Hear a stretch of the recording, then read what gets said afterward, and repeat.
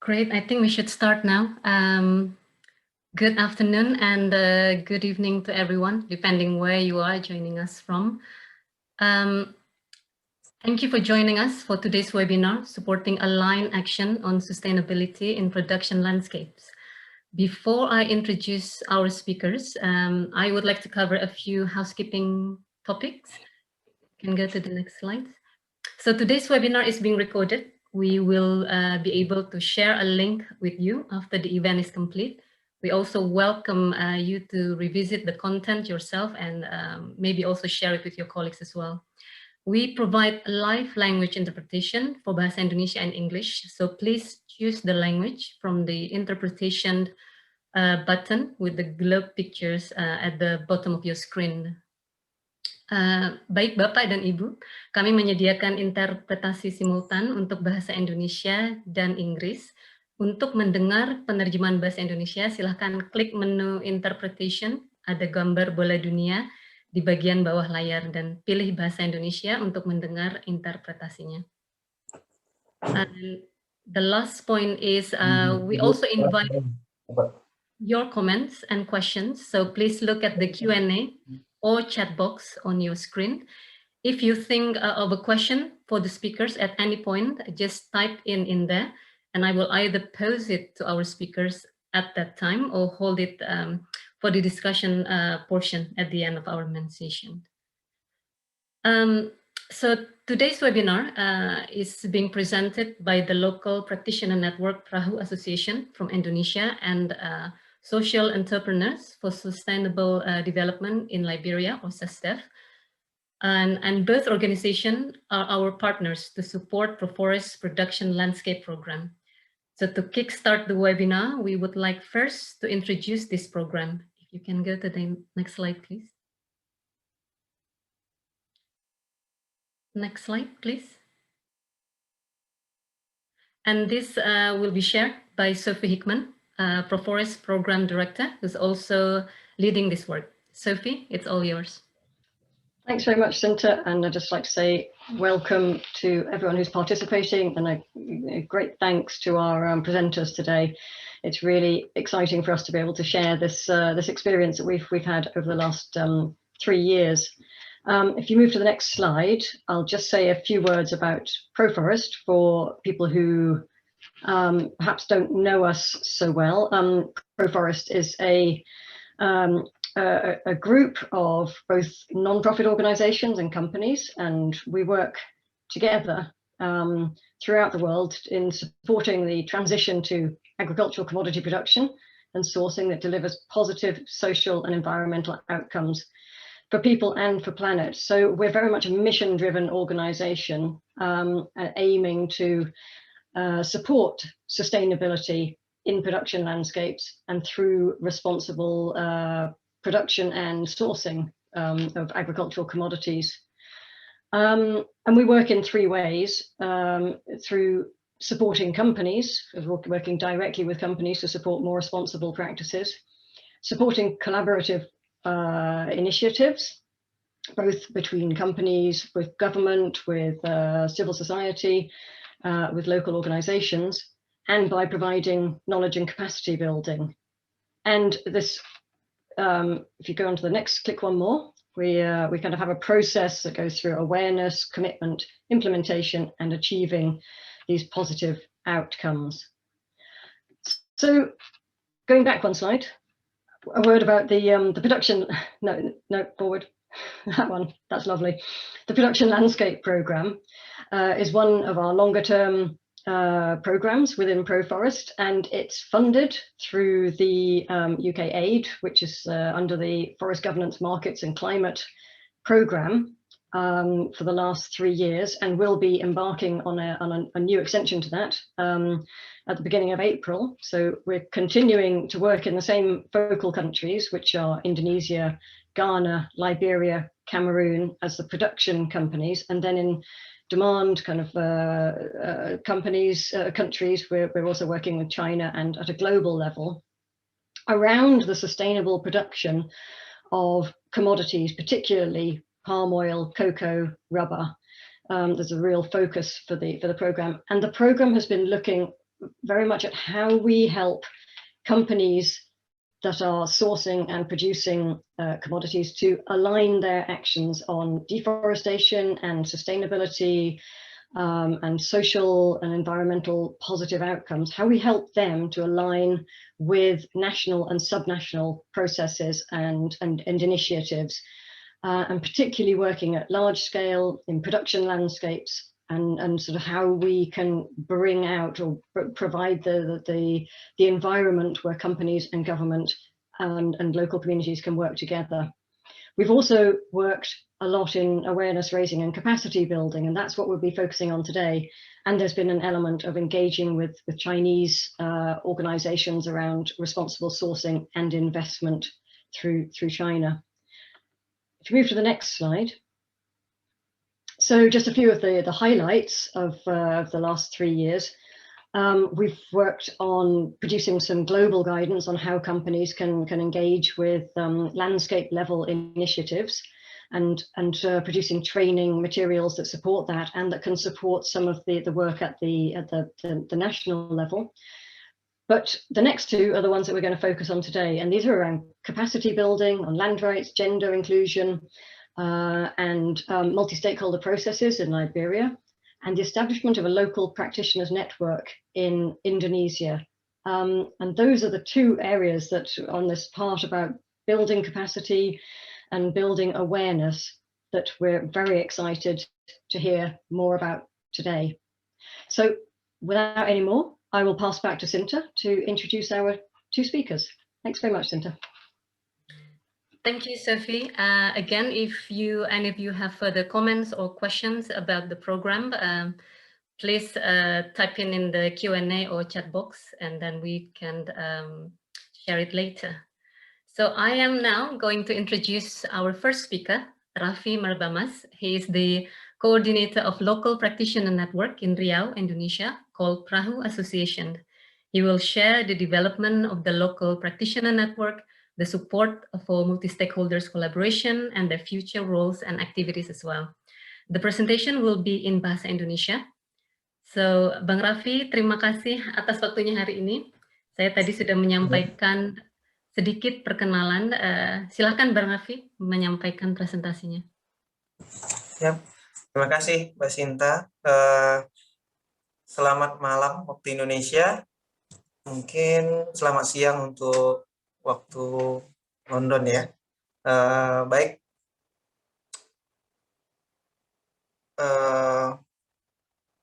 Ya, perkenalkan saya Raffi Marbamas, koordinator perkumpulan perahu. Fokus kegiatan di Riau. Mungkin saya akan mulai presentasinya. Mbak Sinta bisa tolong PowerPoint. Yeah, next slide, please. Jaringan praktisi lokal di Riau, perkumpulan perahu, yang kepanjangannya praktisi rumah hijau. Next.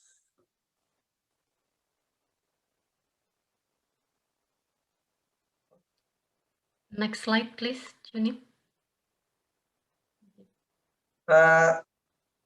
Mungkin saya akan menerangkan 4 poin ya. Pertama, sejarah perkumpulan perahu. Kemudian menceritakan peningkatan kapasitas perahu. Kegiatan perahu mendukung kolaborasi antara pemerintah dan pihak swasta dalam agenda keberlanjutan. Kemudian rencana jangka panjang perahu. Mungkin bisa lanjut ya. Next slide, Juni. Ya, sejarah perahu. Sejarah perahu tidak bisa lepas dari BRG, Badan Restorasi Gambut Republik Indonesia, karena bermula kami merupakan FASDES, Fasilitator Desa Badan Restorasi Gambut RI. Dari 2017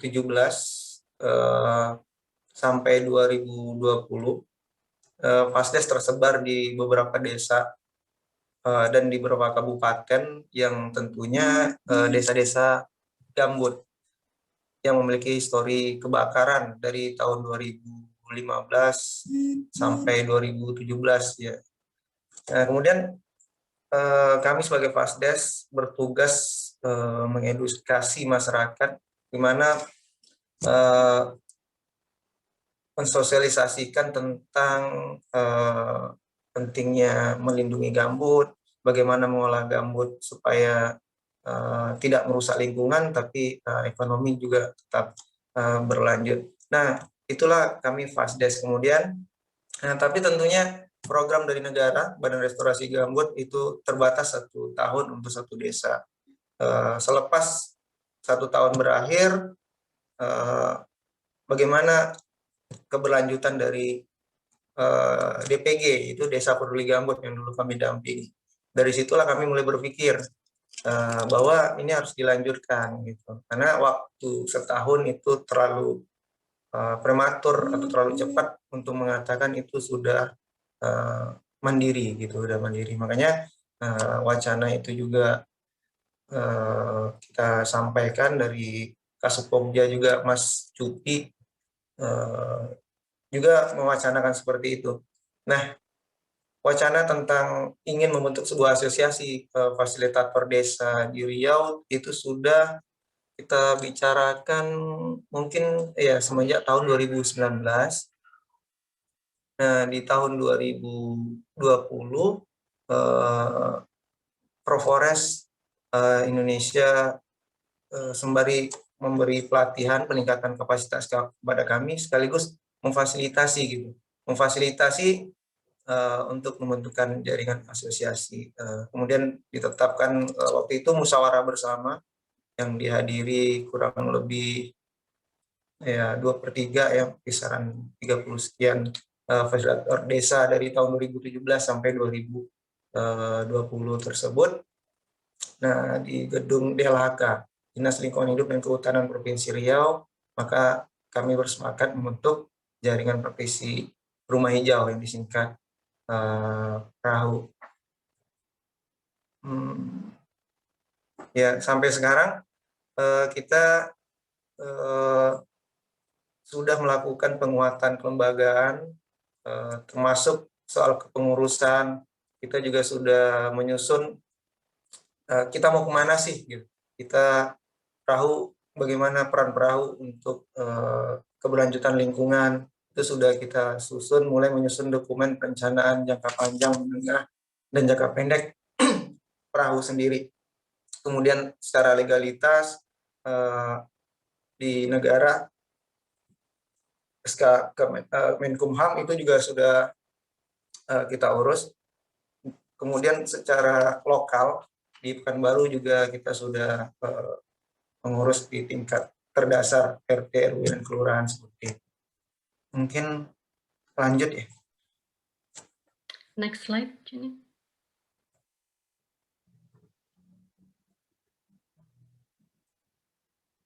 Ya, peningkatan kapasitas baik.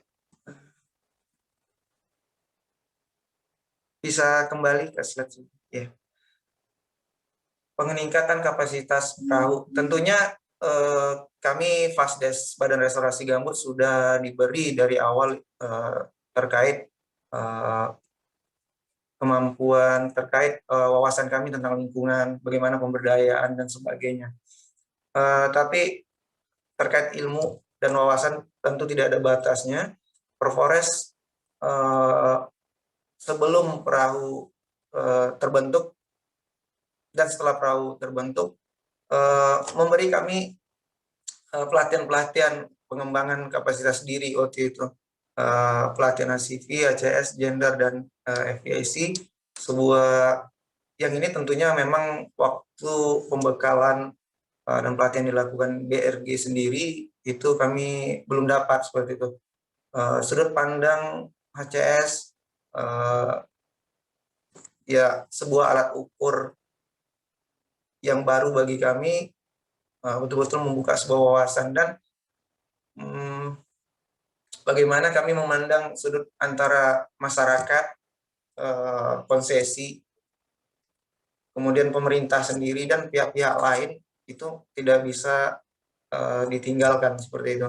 Itu membentuk sebuah siklus. Nah, memang sebelumnya juga kalau kita bicara gender, itu sudah familiar, sudah sering itu dibicarakan gender. Tapi jujur saya pribadi dan mungkin kawan-kawan juga anggota perahu, pelatihan gender yang ditampilkan, yang disajikan, yang diajarkan oleh Forest waktu itu dan tim itu akhirnya kami betul-betul memahami apa sih gender yang sesungguhnya seperti itu. Terakhir kemarin kami pelatihan FEIC,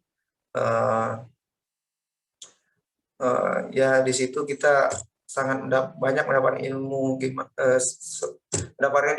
terkait penanganan ya resolusi konflik, memahami berbagai pihak dan sebagainya.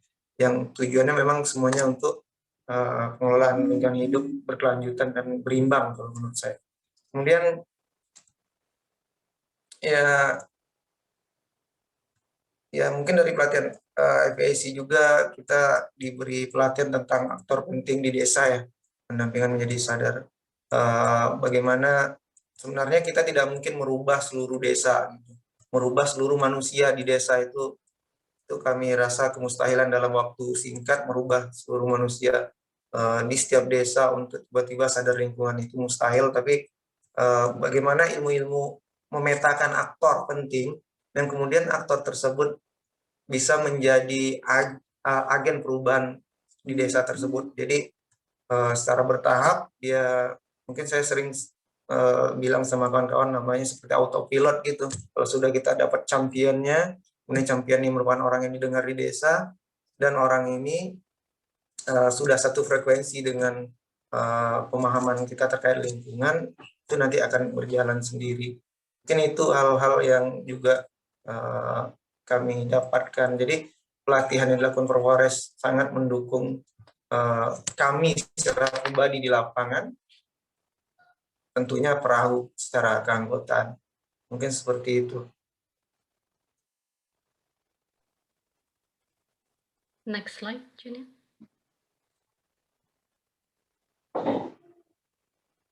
Ya, di luar perahu, setelah perahu diurus secara legal, kami melakukan kegiatan-kegiatan. Pertama tentu kami mempublikasi di media sosial kemudian secara orang per orang dan jaringan yang kami punya juga bahwa kita sudah ada perahu.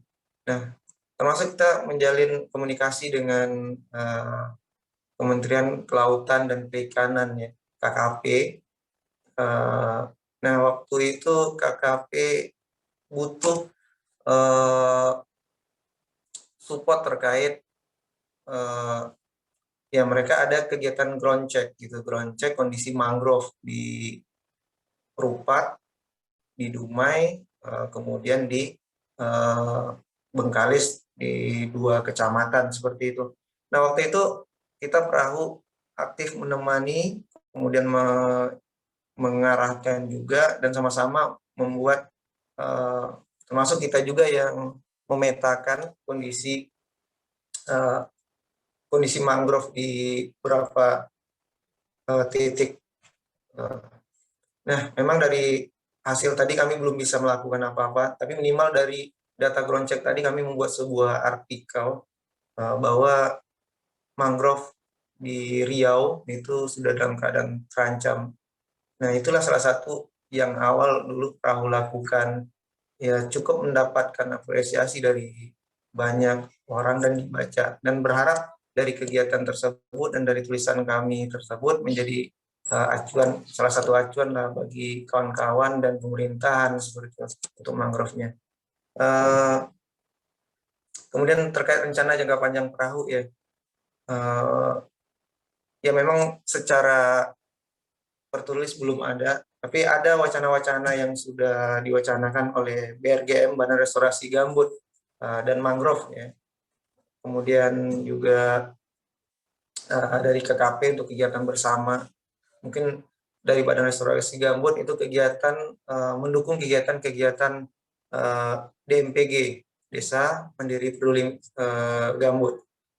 Nah, kegiatan ini masih sekedar wacana dari BRGM, mendukung salah satunya sih yang sudah ada diwacanakan, kita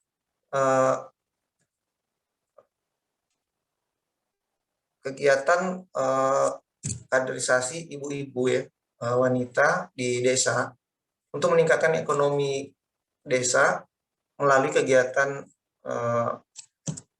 demplot pertanian di perkarangan rumah. Jadi memang di Indonesia masih banyak ibu-ibu yang berperan hanya sebatas ibu rumah tangga tanpa ada penghasilan tambahan. Nah, mereka bisa sebenarnya kita arahkan untuk berkantor di samping rumahnya. Ya, kelebihan di Indonesia itu tanah di samping rumah, yang mungkin di tempat lain itu jadi taman, tanah di samping rumah itu masih sangat bisa dikembangkan untuk pertanian berkelanjutan, dan tentunya juga banyak tanah gambut. Dengan KKP kita sudah komunikasi melakukan geroncek-geroncek selanjutnya untuk survei kondisi mangrove di beberapa tempat lagi, yang tentunya kami berharap data yang kami lakukan tersebut, data yang kami hasil data geroncek kami tersebut akan bisa membantu untuk menjadi acuan program-program pihak sebagainya. Kemudian meningkatkan pengalaman dengan memfasilitasi atau mendukung desa lain di Riau. Nah, perahu dengan sebelum setahun ya terbentuk, bahkan udah kisaran 4 bulan ya, 4 bulan atau 5 bulan ini, pasnya saya lupa. Jadi itu contohnya di Bengkalis, kita melakukan pendampingan swadaya untuk desa Kuala Alam gitu, desa Kuala Alam. Nah, di situ kita inisiasi mereka, ya masyarakatnya melakukan itu pun perahu tidak mengeluarkan anggaran apa-apa. Kita sama-sama mengerjakan, masyarakatnya kalau bahasa kami sumbang-sumbangan gitu. Apa itu bahasanya, iuran, kemudian melakukan kegiatan bersama untuk PLTB, pengelolaan lahan tanpa bakar, seperti itu. Nah, kegiatan kami tadi juga menjadi perhatian dari Kasupokja, Kak Bu Emma ya, BRGM. Nah, alhamdulillah sekarang Kuala Alam ditetapkan menjadi DMPG untuk 2021. Mungkin seperti itu support kita salah satunya untuk keberlanjutan. Kemudian meningkatkan peran dalam proses keberlanjutan di tingkat lokal, misalnya keterlibatan dalam proyek yang didanai perusahaan, program pemerintah, dan mendukung praktisi di tingkat nasional. Ya, kita ini sebenarnya kita banyak melihat program, misalnya di perusahaan CSR mereka banyak yang tidak, ya bukan banyak ya, terkadang tidak tepat sasaran. Ya, kita berharap ke depan kita bisa membantu berbagai pihak untuk dengan bekal-bekal ilmu yang sudah kita dapat sebelumnya, bahwa pemetaan aktor itu salah satu kunci penting gitu. Kelebihan dari perahu mungkin dan anggota perahu, bahwa pemetaan aktor itu paling penting, karena sebagus apapun program kita bawa, tanpa aktor yang bagus itu tidak akan jadi apa-apa. Makanya di sini ketika kita bicara meningkatkan peran dalam proses keberlanjutan di tingkat lokal, misalnya keterlibatan dalam proyek yang didanai perusahaan gitu. Ya, peran kami mungkin bisa membantu perusahaan ke depan atau membantu program pemerintah ke depan, mereka yang memiliki dana ya membantu untuk menginisiasi, kemudian mengedukasi masyarakat dan mencarikan aktor kunci untuk keberhasilan program. Ya tentunya ketika kita melakukan kegiatan di tingkat desa per desa, ini menjadi dukungan untuk tingkat nasional, seperti itu. Mungkin next slide, Junior. Wah, sudah habis ya. Baik. Mungkin itu saja deh dulu, Mbak Sinta ya. Terima kasih. Baik, terima kasih Bang Raffi atas sharing informasinya. Sebelum saya menuju ke pembicara selanjutnya, mungkin ada sedikit pertanyaan untuk Bang Raffi, karena tadi sudah menyampaikan beberapa kegiatan dan juga mungkin rencana di masa yang akan mendatang. Tapi untuk sekarang Bang Raffi, kira-kira apa hasil atau kemajuan yang menurut Bang Raffi sudah dicapai oleh Perahu secara tidak hanya secara internal kelembagaan, tapi juga secara eksternal dalam mendukung kolaborasi positif pihak-pihak yang tadi Bang Raffi sampaikan, dalam implementasi komitmen keberlanjutan? Ya, perahu sebuah, mungkin kalau di Indonesia namanya LSM ya, di luar negeri atau kita juga di Indonesia sering menyebutnya NGO, yang umurnya juga masih baru sekali, tapi sudah melakukan beberapa kegiatan yang menurut saya lumayan bagus dan menjadi perhatian beberapa pihak seperti itu. Nah, sebagai contoh, beberapa hari ini kita dapat undangan dari asosiasi lokal juga di Pulau Bengkalis, Kesimasi, untuk bersama-sama menyukseskan program mereka untuk, ya, mereka memberi tema Bengkalis Hijau itu. Jadi kita melakukan restorasi, revegetasi mangrove di Pulau Bengkalis. Tentunya yang Kesimasi lakukan, kita support untuk sama-sama ke sana, ya perahunya lebih memberi ide dan motivasi seperti itu. Nah, pihak Kesimasi mengundang kami. Mungkin seperti itu salah satu yang contoh untuk sesama asosiasi tingkat lokal ya, Mbak. Kemudian kalau untuk dengan pemerintah sendiri, seperti yang tadi sudah saya jelaskan, untuk memastikan keberlanjutan, sungguhnya setiap stakeholder pasti punya keterbatasan. Nah, kami hadir di sini untuk support keterbatasan yang ada di setiap stakeholder tadi, termasuk pemerintahan. Pasti walaupun pemerintah mereka punya keterbatasan, mungkin keterbatasan waktu atau keterbatasan akses gitu. Nah, ya kita contohnya di desa-desa satelit BRG. BRG tidak bisa pindah-pindah desa, atau ada desa sebelah yang sangat membutuhkan pendampingan, tapi ternyata dari pusat sudah ditetapkan hanya di desa Kelemantan misalnya, padahal di sebelahnya ada Sepodi dan sebagainya yang juga butuh pendampingan masyarakat. Masyarakatnya juga butuh diedukasi tentang pengelolaan lingkungan hidup berkelanjutan. Dan di sini perahu hadir. Perahu hadir untuk menutupi kekurangan-kekurangan tersebut. Kita berharap dari perahunya hadir di awal, ke depannya atau tahun depannya pihak pemerintah, baik BRG, KLHK atau DLHK ataupun apapun itu, ataupun KKP, menyorot itu. Jadi di awal kita mau mempublikasi bahwa di sana ada potensi, ada peluang untuk perbaikan untuk mengelola lingkungan hidup berkelanjutan. Mungkin perahu sekarang masih di titik seperti itu, Mbak Sinta. Baik, terima kasih Bang Raffi. Kita sebenarnya ada beberapa pertanyaan lain mengenai asosiasi perahu, tapi mungkin bisa kita bahas nanti di sesi tanya-jawab selanjutnya.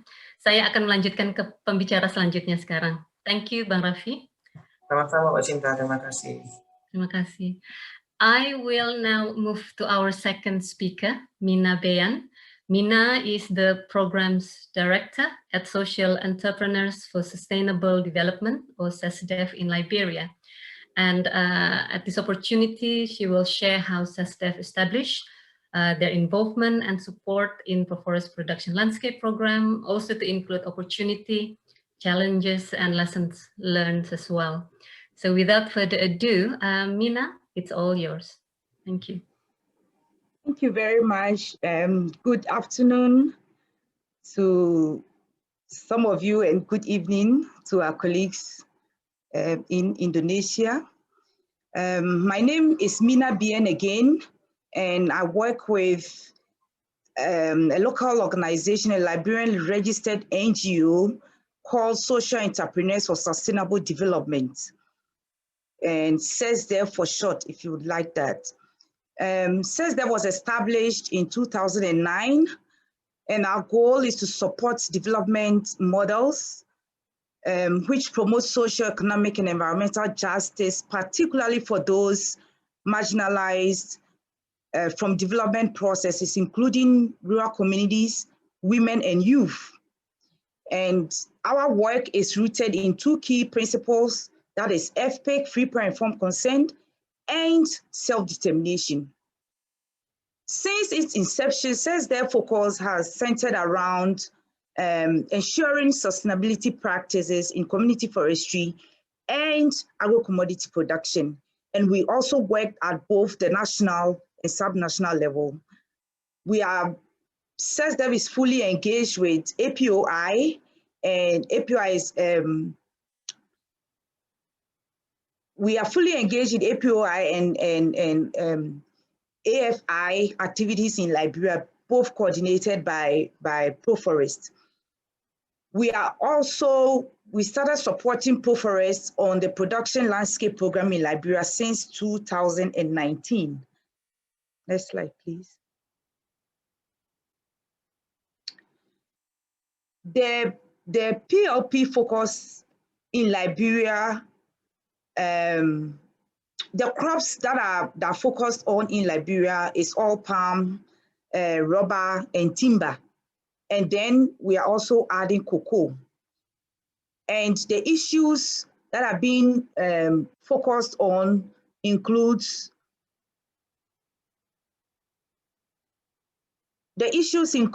deforestation, land tenure or land rights.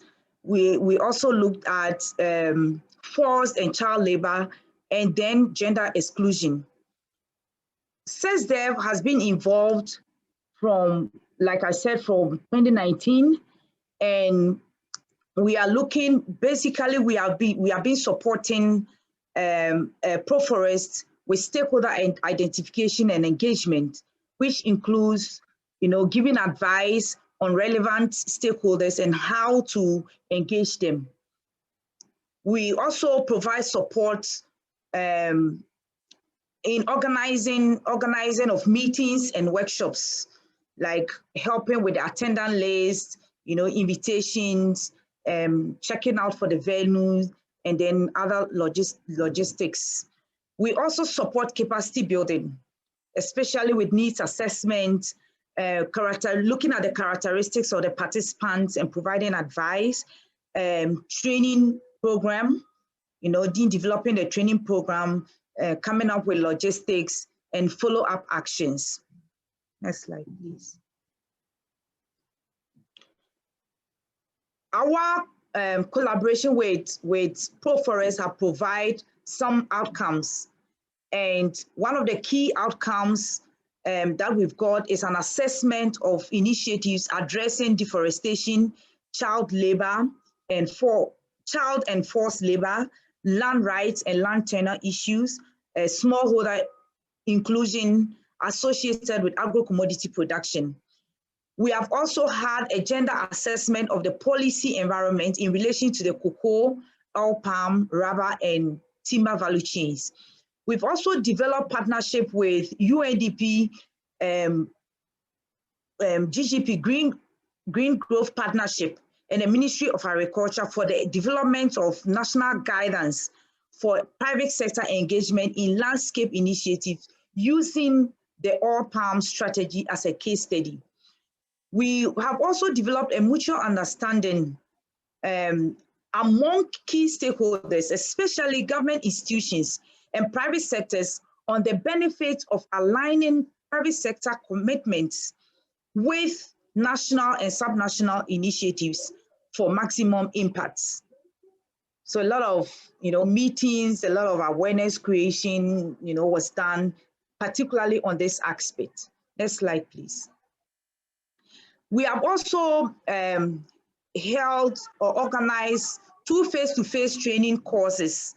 One is on multi-stakeholder process, and the other is on the natural resources conflict management in collaboration with the National Bureau of Concessions in Liberia. We have also had 8 online training courses that were delivered to 266 participants from Sierra Leone, from Liberia, from Cote d'Ivoire, Ghana, and Nigeria. And SESDEV, organize and mobilize participants for the Liberian team. Next slide, please. What went well with the collaboration?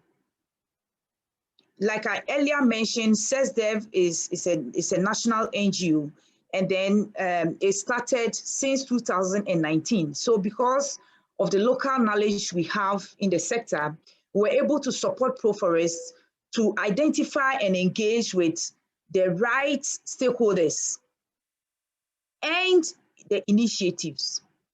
We also supported Proforest to focus capacity building on people who really need them. A lot when you look at the focus crops that we are dealing with oil palm, we are dealing with rubber, we are dealing with timber, we are dealing with cocoa.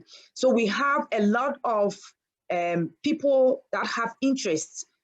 And so, as we are planning, a lot of people come on board, but then we are able to focus, the capacity building on people that really, really actually need the capacity building.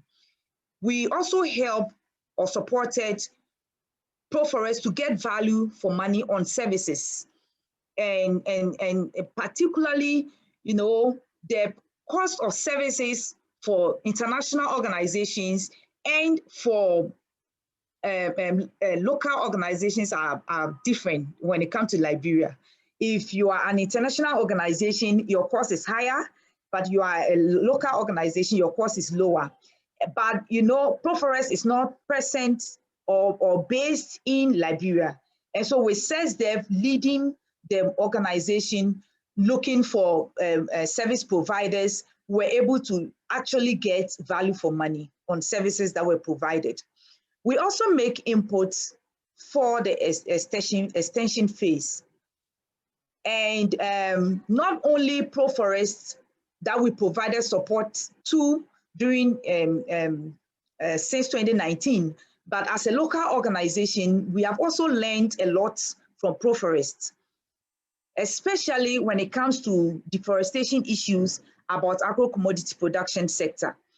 We have also learned lesson around systematic approach of implementing programs, and then on a high level proposal writing.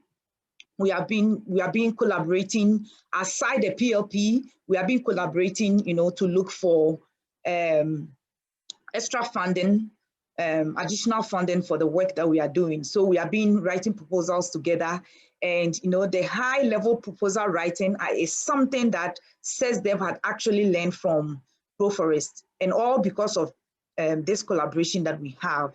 Next slide, please. In spite of these outcomes that we had some challenges. And one key challenge that we had was demand for capacity building. Selecting the right participants for the capacity building activities. As I mentioned earlier on, we have about 4 commodities that we're working on, and everybody wants capacity to be built. And so sometimes it's a bit challenging, or most times it's a bit challenging, because you have others calling to be able to be included in such capacity buildings. We also have a challenge of sustaining the interest of companies who do not work in the selected initiative.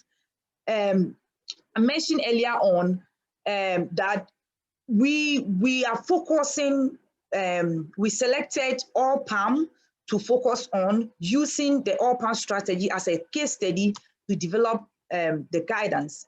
And so most of the time it's actually difficult to get other companies, for example, in rubber, in timber, in cocoa, participating in these meetings, because they don't actually have interest in oil palm. So it has been difficult for us, but we were able to encourage them to be able to participate in some of the meetings. And of course, the third challenge is COVID-19 and its restrictions.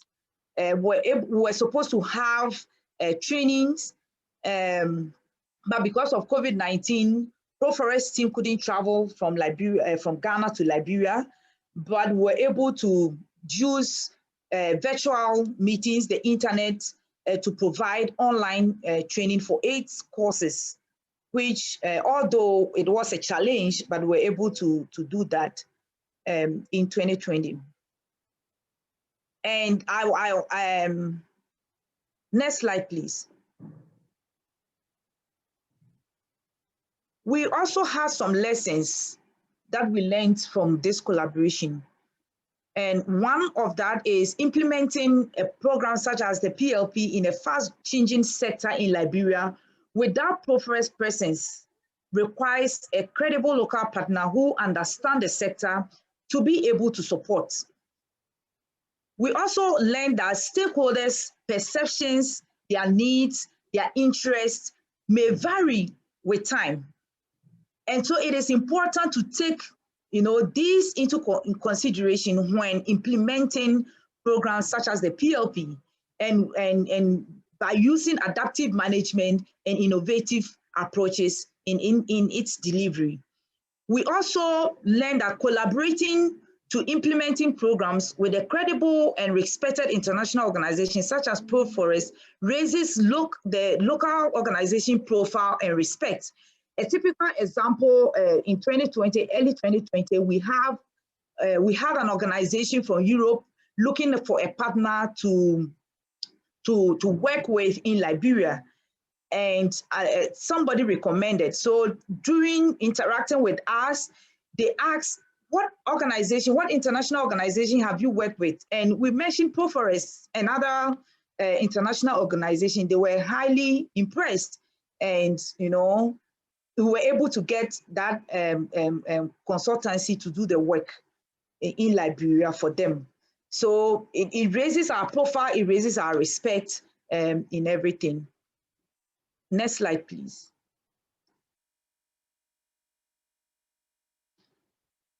So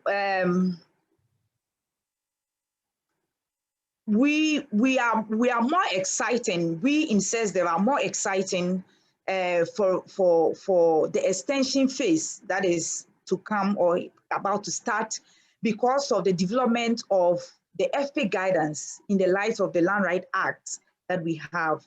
And so we are looking forward to collaborate in implementing that. Besides that, it is our hope also that in future, all these guidance that are being developed for companies will be translated into guidance for smallholders who are in the same production landscape, because we have the companies and we have the smallholders who are also into deforestation, who also need some of these guidance to help improve the sustainability aspect of the production that they are into. And so it is our hope that in future, we will look into that and help also the smallholders whilst we are helping the companies. Thank you so much for your attention. Thank you, Mina, for the presentation and sharing. We have several questions, but before that, as a reminder, if any of you have any questions that you have not yet submitted, please enter in the Q&A or chat box, and we will get through as many questions as time allows. Mina, the first question is for you. You mentioned earlier one of the challenges is sustaining the interests of companies who do not work on the selected initiative. Could you explain more about this, and why do you think is the reason of these companies are not engaging in the initiative? Thank you. All right. We developing guidance, right, with an all palm strategy as a case study is difficult. So you will not see a company focusing on cocoa, or a company focusing on rubber, or a company focusing on timber to sit and discuss about oil palm, right? So it is difficult. And private sector see time as money, and therefore they prioritize their time, which meetings to attend and what to do. And so it was difficult for us to get them. But what we did to address their interests, was to cover them in other activities. So such as the training program that we had, the online training, the 8 online training programs that we had, we involved them. We also, like the natural resource conflict management, we involved them. So we involved them in a training program. We also, the gender assessment that we did, we're supposed to create awareness. But then because of COVID-19, we're not able to do that. But then all the awareness that will be developed, the materials that will be developed in consideration of them as well, so that their interest will be aroused. Additionally, we are looking at the FP guidance. The Land Authority came out in the law, the Land Right Act. It talks about every development that occurs on land should have FPIC applied, right? And so if you are a company and you are developing land in Liberia, then you need FPIC. But then the government doesn't have any guidance for that, right? And so if we are able to develop this FPIC guidance, we will have all the companies, to come at a table to have a discussion. And so this is, these are some of the processes or the activities that we are doing to sustain the interests of these companies that have lost interest. Do you think it's also one of the challenges for companies to align their commitments on the ground with government agendas? You mentioned earlier about gender and land rights law and policy as well. Maybe you can share a little bit based on what SUSDEF has been doing on these two issues or policies. With the Land Right Act and FPIC, like I mentioned, the company needs these policies, right? So that they'll be able, so policy around gender, policy around deforestation, to be able to have maximum impact, right? And so in Liberia, like I said, there is no laid down procedure or guidance or any framework for the companies to align, its commitments with government agenda. And a typical example is the FPIC, as I earlier on mentioned. So it becomes difficult for them. So having an FPIC guidance, right, will be able to bring everybody on board for them to align whatever agenda they have, whatever commitment with what the country has, right? So, yeah, so that is what I can say around that. Great, that's very important already, Amina. Thank you so much. There's some question for Bang Raffi as well. Bang Raffi, I will be speaking in Bahasa Indonesia now. We, talking about challenges, Mina tadi sudah membahas beberapa tantangan yang terjadi di Liberia. Mungkin juga ini ada satu hal yang ingin ditanyakan, apa tantangan-tantangan atau mungkin beberapa tantangan terbesar yang dihadapi oleh perahu sendiri untuk menyelaraskan komitmen keberlanjutan Bang Raffi yang dilakukan oleh pemerintah, pihak swasta, dan masyarakat atau civil society yang lain. Karena tadi Bang Raffi juga menyampaikan ada beberapa kegiatan yang dilakukan oleh pihak-pihak kunci lainnya, dan yang ingin ditanyakan adalah apa tantangannya Bang sebagai perahu dan fasilitator lokal di Riau, bagaimana menyelaraskan agenda atau kegiatan yang dilakukan oleh aktor-aktor yang berbeda ini. Terima kasih Bang Raffi. Baik, terima kasih Mas Sinta. Kalau tantangan terkait pengelolaan lingkungan hidup berkelanjutan di tingkat masyarakat, ya pertama yang paling penting adalah tantangan terkait bagaimana membentuk visi, membentuk ideologi atau membentuk kesadaran masyarakat sendiri gitu. Karena apapun program yang kita buat pasti kita punya keterbatasan waktu. Itu sudah pasti. Kita tidak mungkin akan mendampingi selalu. Nah, bagaimana kita bisa mengedukasi sehingga masyarakat betul-betul memiliki pemahaman, bahkan kalau kami menyebutnya memang memiliki ideologi lingkungan yang berkelanjutan seperti itu. Jadi kepedulian lingkungan itu bukan hanya sekedar sebatas program, Dan itu memang butuh proses, butuh waktu. Nah, tantangannya memang pertama tadi yang saya bilang, mencari aktor, yang kedua kesabaran seperti itu. Ya mungkin kami sering juga sebut bahwa edukasi tidak semata-mata bicara duit, bicara finansial, tetapi kami melakukan dengan hati. Nah, yang tantangannya ketika kita menginisiasi untuk mereka sadar lingkungan, masyarakat sadar lingkungan, tapi itu nanti berhadapan dengan kebutuhan hidup mereka, kebutuhan untuk keberlanjutan hidup mereka. Mungkin ketika mereka merambah hutan, mereka lakukan itu karena mereka tidak tahu pekerjaan lain. Apakah kita bisa langsung melarang atau menyadarkan hukum bahwa ini ada hukum yang bisa membuat Anda dipenjara? Mereka pasti akan melawan itu, atau mereka mencari celah untuk menghindar dari pantauan hukum. Nah, itu tidak akan bisa kita lakukan selamanya. Maka menumbuhkan kesadaran diri mereka, kemudian mencarikan ekonomi alternatif, ya memberi contoh, walaupun itu hal sederhana, 1-2 orang, tidak mesti banyak, tapi itu yang kami lakukan. Dan itulah tantangannya. Tapi mungkin di awal dia tidak kelihatan, Mbak Sinta, dia tidak kelihatan. Dan kami yakin itu sebuah biji, sebuah tunas yang akan kami tanam, yang suatu saat mungkin sekian tahun ke depan itu akan tumbuh dan kuat. Mungkin seperti itu. Ya, setuju Bang Raffi. Tadi juga melihat upaya-upaya yang sudah dilakukan oleh Perahu untuk menghadapi tantangan-tantangan ini ya Bang, untuk bekerja dengan aktor yang berbeda dan di lapang juga.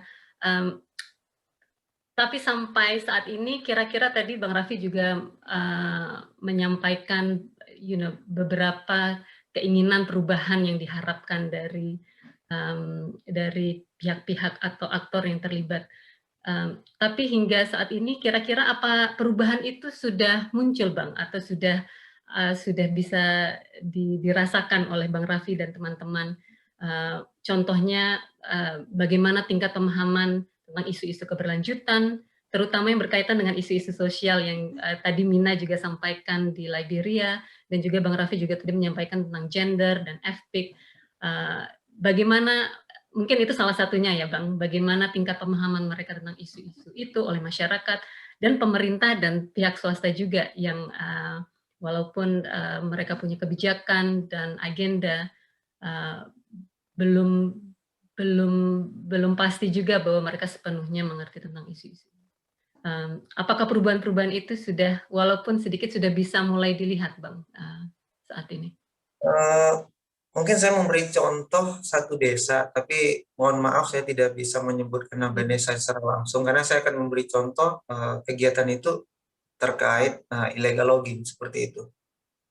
Saya di satu desa yang memang satu dusun, jadi di desa itu ada dusun lagi, kampung, yang sebagian besar laki-lakinya itu bekerja, ya kalau bahasa Indonesia illegal logging, membabat kayu di hutan lindung ya, di hutan lindung. Nah, ekonomi mereka juga susah sebenarnya. Nah, di situ saya mencari pendekatan ini tidak bisa dengan laki-laki, karena laki-laki berpikir keluarganya harus makan, meskipun mereka harus menghadapi, sebenarnya itu hutan yang tersisa dan di situ ada harimau gitu ya, secara alam. Ada sebagian mereka juga kena terkam, belum lagi hukum. Tapi ini nggak bisa karena mereka ada tanggung jawab keluarga. Maka saya mencoba mendekati dari wanitanya, ibu-ibunya, ibu-ibu yang sebenarnya tidak banyak punya pekerjaan. Nah, saya coba mengedukasi ibu-ibunya, kemudian mengajak mereka bersama membuat kegiatan-kegiatan ekonomi berkelanjutan ya, yang di perkarangan seperti itu. Dan mereka juga ini awalnya tanpa program. Kita cuman saya sampaikan tentang ya lingkungan, tentang bahwa banyak sumber ekonomi lain tanpa mesti menunggu suami pulang dari hutan gitu.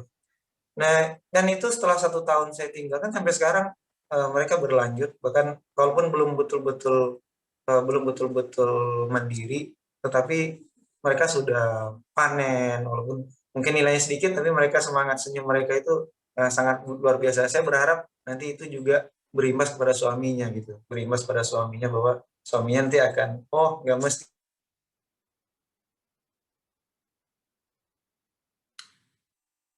Baik. Bang Raffi? Oke, terima kasih Bang Raffi. Sepertinya kita kehilangan Bang Raffi sekarang. I will, ada satu pertanyaan yang ingin saya sampaikan ke Mina. Terima kasih Bang Raffi. Halo, Mbak Sinta nggak kedengar. Halo? Bang Raffi? Yeah. Mina, can you hear me? Yes. So Yes. there's one question here from one of our participants, and maybe if you can quickly respond to this. We only have 2 minutes left.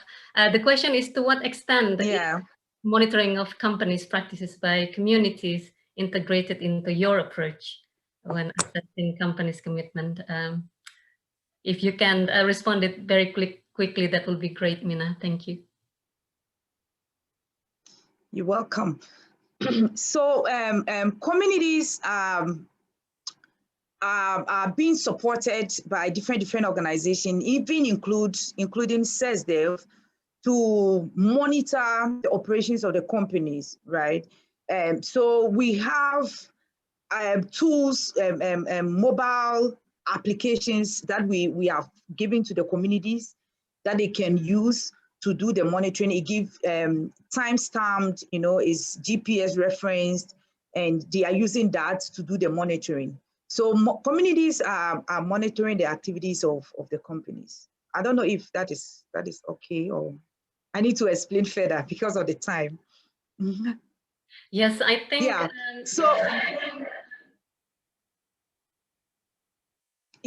So communities, like with using the software that I talk about, the mobile application that they use, they are able to monitor deforestation commitments. They are also able to monitor waste management, and we have recorded a number of cases like that with the communities. So they do that, and they also have we have a platform called Civil Society Organization of Oil Palm Working Group. And this working group supports communities at different landscapes. So these NGOs support these communities to be able to do the monitoring. And with their support, they come on a table to have a discussion. Sometimes they go to the government to let the government know. Sometimes they have meetings only with the companies to let them know about some of these challenges that they have in getting to their commitments. Great. Thank you, Mina and Bang Raffi. I know we covered lots of questions here, but yes, unfortunately, now we are at the end of our webinar. For the participant, and if you have, again, need a further explanation or further questions to the speakers, or you would like to connect with the speakers or Proporis team, you can either reach out directly using the contact from the webinar information, or you can reach out via our website as well. So thank you everyone who joined us for today's webinar. Mina and Bang Raffi, thank you for sharing your insights and experience. Thank you for your time, and have a wonderful rest of your day. Goodbye, everyone.